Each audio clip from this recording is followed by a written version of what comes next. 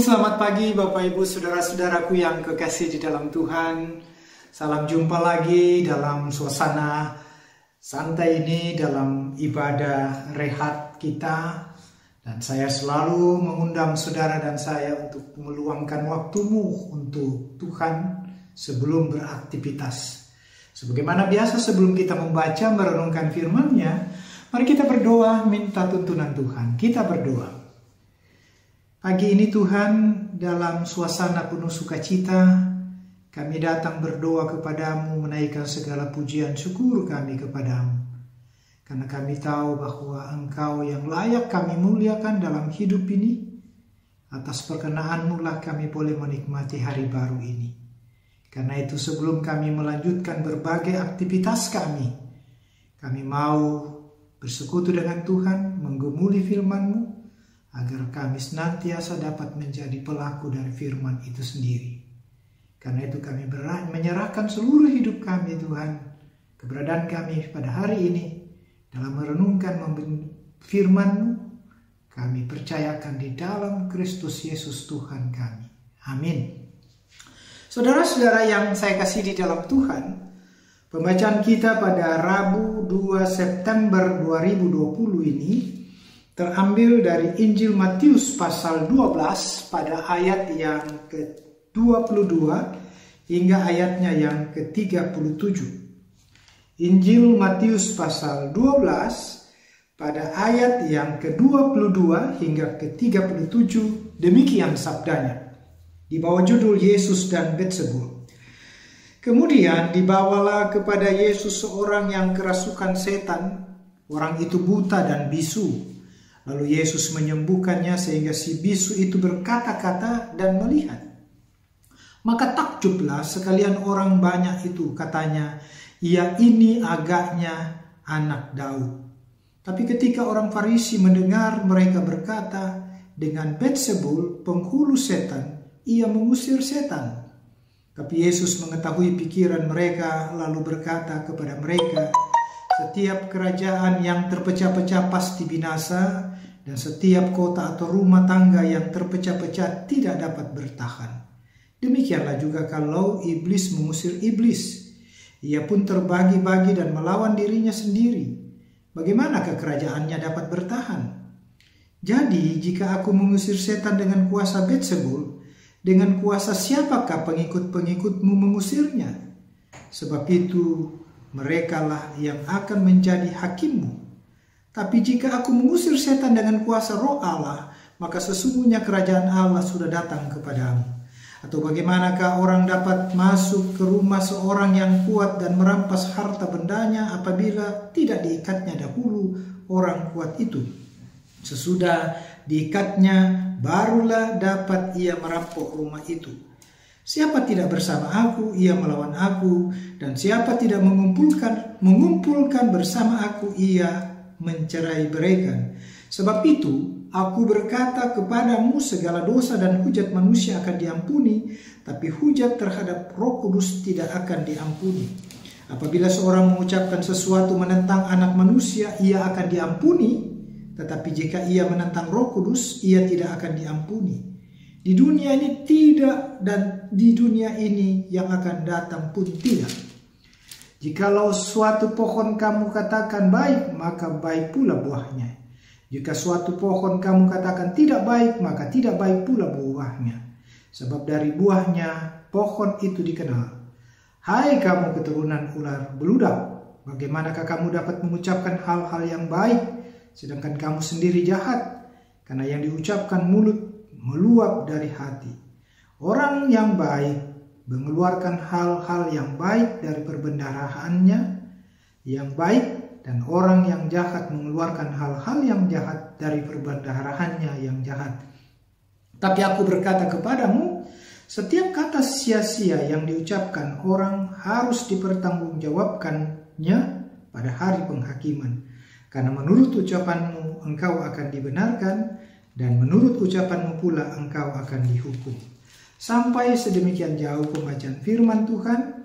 Berbahagialah kita yang sudah membaca serta mau merenungkan firman-Nya dalam hidup kita hari lepas hari. Amin. Saudara-saudaraku yang kekasih di dalam Tuhan, dari seluruh perikop kita ini kita diarahkan oleh satu tema, takjub lawan cemburu atau takjub vs cemburu. Ibu bapak, saudara-saudara yang saya kasihi di dalam Tuhan, kita tahu saudara-saudara bahwa peranan Yesus itu luar biasa. Dan ketika ia berjalan atau mengelilingi suatu tempat dan didengar oleh banyak orang, maka orang pada berbondong-bondong datang untuk mencari, mendekatkan diri kepada dia untuk memohon sebuah apa yang dinamakan pertolongan. Dan tentu saudara-saudara, harapan apa yang diharapkan oleh banyak orang itu adalah tidak lain supaya mereka memperoleh kesembuhan. Nah, bagian firman Tuhan ini berbicara tentang bagaimana Yesus memulihkan orang yang sungguh-sungguh mendapatkan pertolongan dari Yesus oleh karena sakit yang dideritanya, yaitu ia kerasukan setan, dan juga orang itu buta dan bisu, dan banyak lagi orang-orang yang ada di sekitar itu yang mendapatkan sebuah, katakanlah, penanganan kasih Yesus yang memulihkan mereka. Dan tentu saudara-saudara, apa yang dilakukan oleh Yesus ini adalah sesuatu yang membangkitkan sebuah, katakanlah, kebanggaan pada satu sisi, tetapi juga pada sisi yang lain, kecemburuan pada orang-orang yang merasa akan dirampas sebuah keberadaannya atau harga dirinya, ataupun sebuah usaha, upaya yang selama ini ia rintis. Pengaruh ini saudara-saudara yang dibawa oleh Yesus sungguh luar biasa. Karena apa yang dilakukan oleh Yesus ini adalah sesuatu yang memang tidak lazim dilakukan oleh orang-orang pada zamannya. Ia mengusir setan, ia memberikan pemulihan, penyembuhan kepada orang buta dan bisu, dan ini sesuatu yang luar biasa pada waktu itu. Dan karena itu saudara-saudara, penyembuhan yang dilakukan oleh Yesus ini menimbulkan sesuatu yang dikatakan kebanggaan bagi banyak orang, tetapi juga menimbulkan sebuah diskusi yang begitu panjang terhadap orang Farisi yang cemburu terhadap sebuah penanganan Yesus ini. Mereka menghardik Yesus atau mereka mencoba untuk menyudutkan Yesus, bahwa pola yang dipakai Yesus atau kekuatan atau kuasa yang dipakai Yesus itu adalah dengan kekuatan Beelzebul, sebuah penghulu setan, sebuah kekuatan setan itu sendiri. Tapi saudara-saudara, apa yang dikatakan oleh Yesus?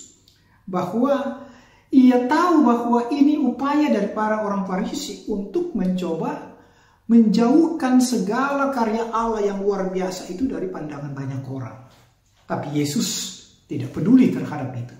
Yang penting yang Yesus mau katakan bahwa ya, apa yang ia buat itu adalah merupakan sebuah bentuk cara mengasihi umatnya. Orang-orang pada waktu itu yang betul-betul membutuhkan uluran tangan dari Yesus. Bagi Yesus, ia tidak memerlukan orang yang banyak bicara, banyak sebuah, katakanlah, metode-metode, cara-cara untuk ini dan itu. Tapi yang dibutuhkan Yesus kepada setiap orang itu adalah ketika melihat sesamamu yang memerlukan pertolonganmu, maka libatkanlah dirimu, nyatakanlah dirimu di dalam sebuah tindakan nyata. Tidak seperti orang Farisi, melihat sesuatu yang sungguh dibutuhkan oleh orang lain, tetapi ia tidak bertindak sebagaimana Yesus katakan. Karena itu, ia merasa bahwa apa yang dilakukan oleh Yesus ini adalah sesuatu yang salah. Tentu saudara-saudara, kita dapat belajar dari apa yang dikatakan atau dilakukan Yesus ini. Yang pertama, dari berikan firman Tuhan ini kita belajar saudara-saudara, bagaimana kuasa Yesus itu memberikan pemulihan kepada siapapun. Dan kalau kita percaya, itu pun juga bisa kita buat. Dan kita pun bisa memulihkan orang dengan kuasa dari Tuhan itu sendiri. Tapi dalam hal apa? Tentu dalam melakukan hal-hal yang baik bagi setiap orang yang membutuhkan. Yang kedua saudara-saudara, dari tindakan Yesus ini kita mau memahami bahwa seluruh upaya kebaikan kita kadang-kadang memang tidak selamanya disambut dengan baik oleh banyak orang atau segelintir orang. Tapi itu bukan persoalan bagi saudara dan saya. Sebab kata Yesus, ketika kita melakukan kebaikan, lakukanlah itu bagi kemuliaan Tuhan, bukan untuk manusia. Karena untuk itulah saudara dan saya dipanggil untuk menghadirkan sebuah karya kebaikan dalam menjangkau orang lain dengan penuh kasih. Sebab itulah yang Yesus telah ajarkan kepada saudara dan saya pada hari ini. Terpujilah Kristus. Haleluya. Amin. Mari saudara-saudara kita angkat pujian dari PKJ 37 ayat 1 dan 2. Bila kurenung dosaku.